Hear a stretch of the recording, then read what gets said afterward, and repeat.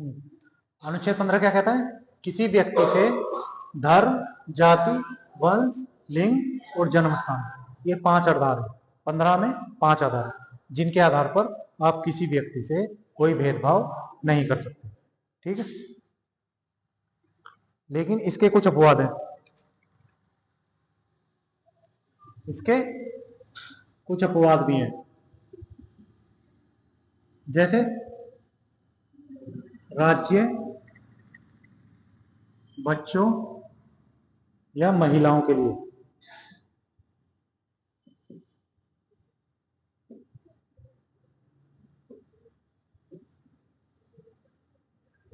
विशेष प्रावधान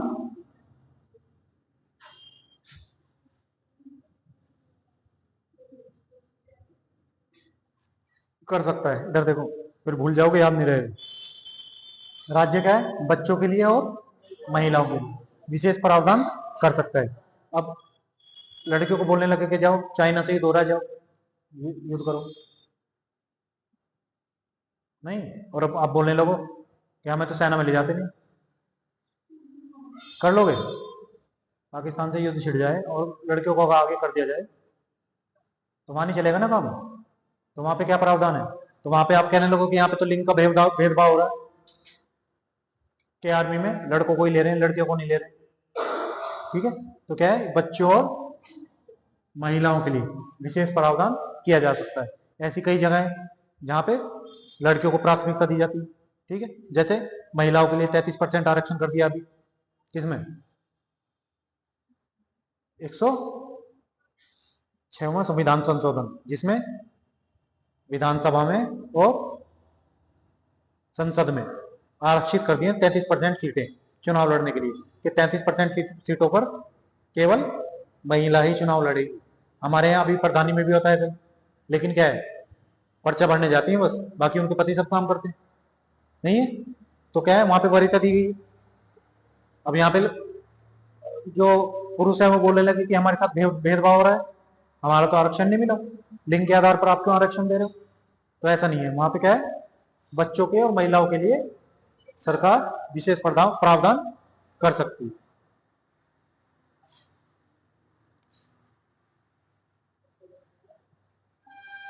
दूसरा, जैसे शैक्षणिक और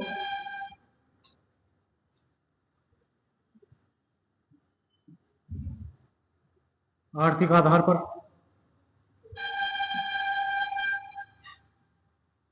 पिछड़े वर्ग के लिए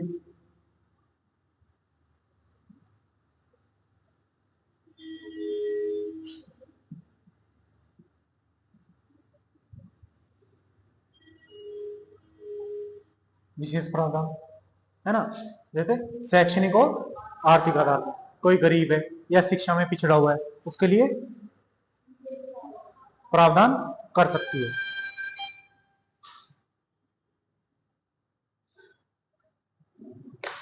अब 16,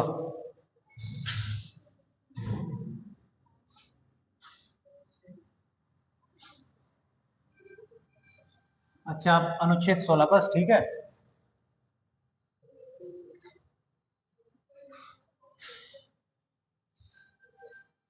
ठीक है, तो बहुत कमियां निकालती है।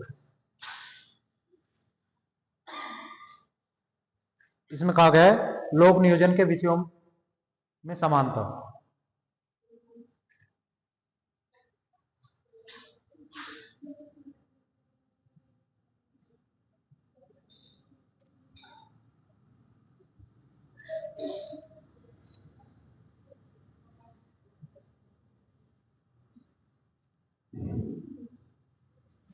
अनुच्छेद 16 क्या कहता है? जितने भी लोक नियोजन के कार्य हैं, जितने भी सरकारी के अधीन सेवाएं हैं, लोक नियोजन का मतलब हो गया राज्य के अधीन सेवाएं। इसके लिए 5 आधार दिए गए हैं। एक 5 तो 15 वाले ही, कौन कौन से? लिंग, धर्म, वंश, जाति, जन्मस्थान, कितने हो गए, और उद्भव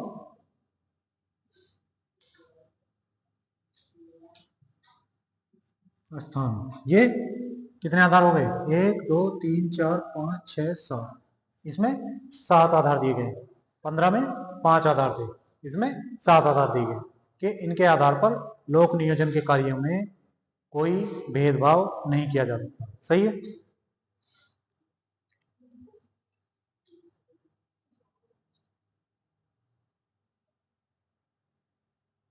लेकिन हमारे यहाँ क्या है, इसका अपवाद लिखेंगे तो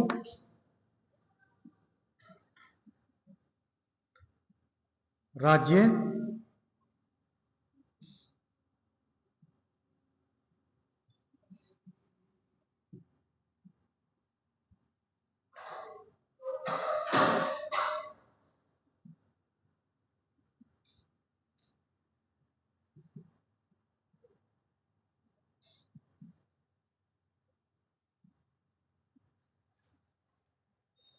निवास की शर्त लगा सकती है। अब जैसे बहुत सारी वैकेंसी निकलती है, कोई सा स्टेट बोल दे कि भाई मैं बाहर के लोगों को नौकरी नहीं दूंगा। बहुत सारे स्टेटों में ऐसी कि वहां की वैकेंसी में आप फॉर्म नहीं भर सकते। तो क्या है, तो राज्य ऐसी शर्त लगा सकता है, नियमों की शर्त लगा सकता है रोजगार पे, निवास की हो गई जैसे। और राज्य नियुक्तियों में आरक्षण की व्यवस्था कर सकता है।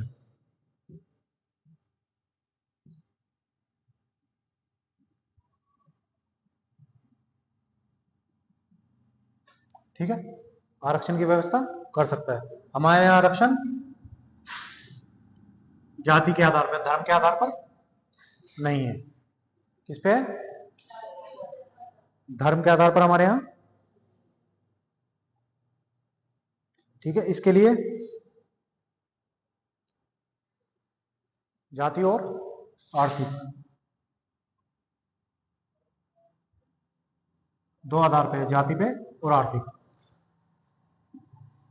और आर्थिक आधार के लिए अभी 103वां संविधान संशोधन, इसके लिए 2 आयोग बने। 103वां संविधान संशोधन, इसके तहत ईडब्ल्यूएस को 10% आरक्षण दिया गया। ईडब्ल्यूएस जो आर्थिक रूप से कमजोर वर्ग है उसके लिए 10% आरक्षण दिया गया।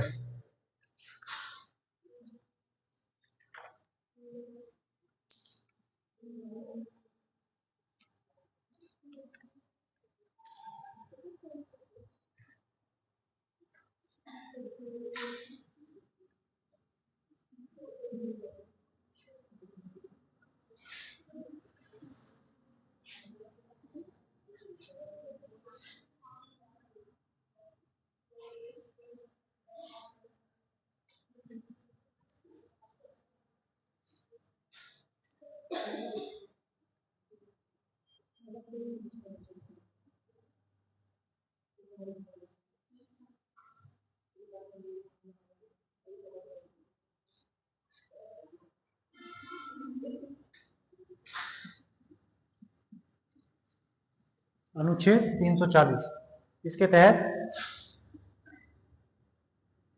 राष्ट्रपति पिछड़ा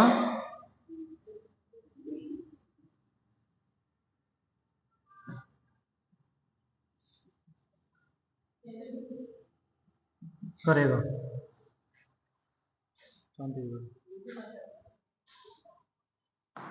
क्या है, राष्ट्रपति पिछड़ा वर्ग आयोग का जो क्या करेगा, हमारे देश में देखेगा कि कौन पिछड़ा वर्ग में आता है। ठीक है, इसके लिए 1953 में पहला पिछड़ा वर्ग आयोग कब बना? 1953 में।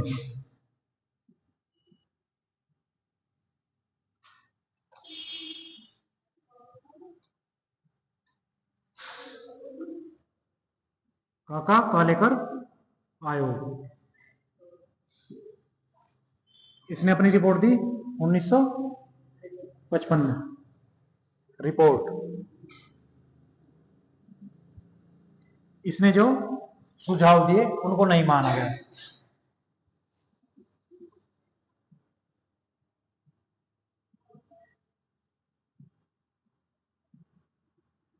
ठीक है, इसने जो सुझाव दिए उसको नहीं माना गया। फिर दूसरा, पिछड़ा वर्ग आयोग कब बना? 1979 में। दूसरा पिछड़ा वर्ग आयोग का गठन हुआ क्या? जातियों की गणना के लिए कि कौन पिछड़े वर्ग में आती है। ये बना बीपी मंडल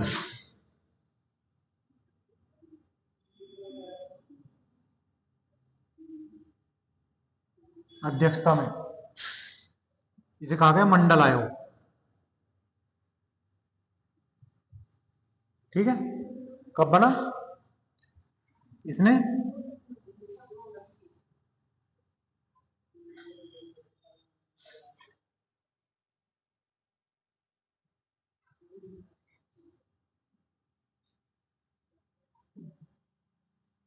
अस्सी में क्या रिपोर्ट दी? इन्होंने बताया 3743 जाति जो पिछड़े वर्ग में आती है।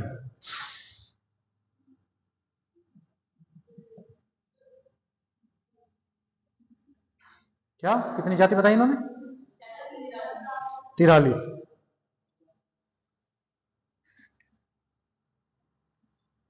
इसका निर्धारण, पिछड़े वर्ग का निर्धारण, इसमें जो ये पिछड़ा वर्ग था इसका निर्धारण के लिए आधार,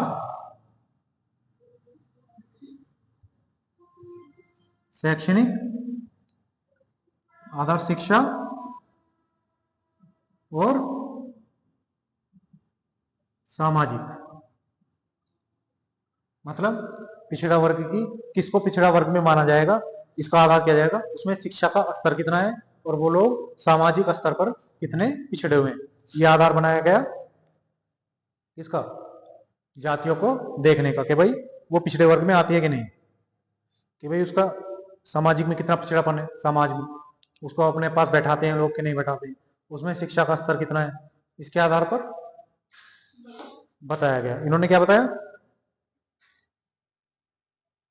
कि 3743 जातियां हैं।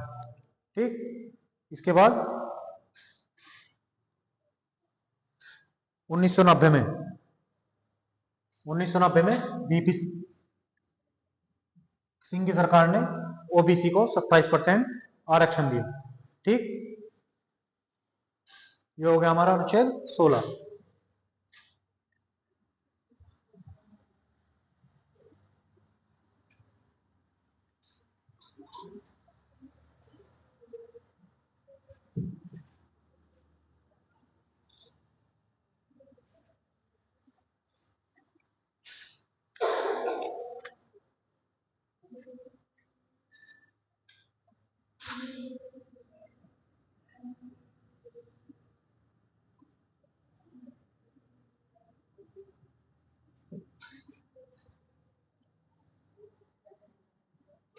अस्पृश्यता का अंत यानी छुआछूत का अंत।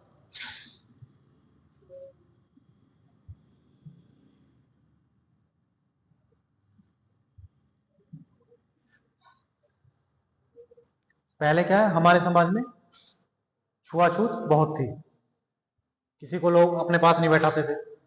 ठीक है, ये गंदा है, उसका अंत कर दिया गया और 1955 में कानून बनाया गया छुआछूत के लिए। इसके लिए छुआछूत 5 वर्ष की सजा का प्रावधान किया गया।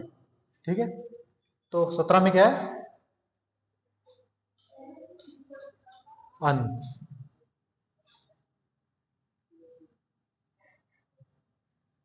अनुच्छेद 18।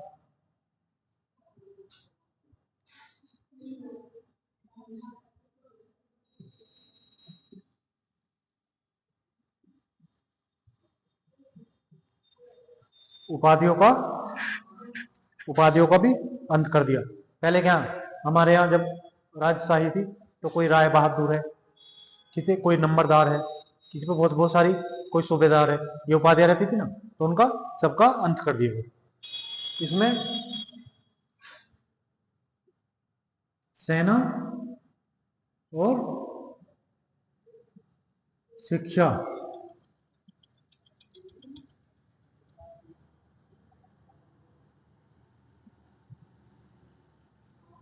छोड़कर, जैसे इसमें डॉक्टरेट की उपाधि मिलती है ना, कोई भी अगर तुम पीएचडी करोगे तो आपको डॉक्टरेट की उपाधि मिलेगी, तो वो तो चालू है, मतलब उसको दिया जा सकता है। सेना में जैसे पुरस्कार दिए जाते हैं, वीर चक्र, ये सब चक्र दिए जाते हैं ना, तो उसको रखा गया है। ठीक। और अगर कोई भी विदेश से उपाधि लेता है, कोई जो विदेश चला गया, कोई वहां से किसी को उपाधि मिली, तो उसके लिए पहले राष्ट्रपति की परमिशन जरूरी होगी। ठीक है, बिना उसकी परमिशन के कोई उपाधि ग्रहण नहीं कर सकता किसी भी देश की। ठीक, तो एक बार रिवाइज करो जल्दी से। 12 में अनुच्छेद 12 राज्य की परिभाषा।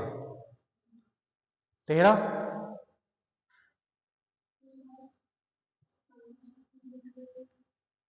संविधान में संशोधन कैसे होगा, ये किसमें कैसे दिया हुआ है,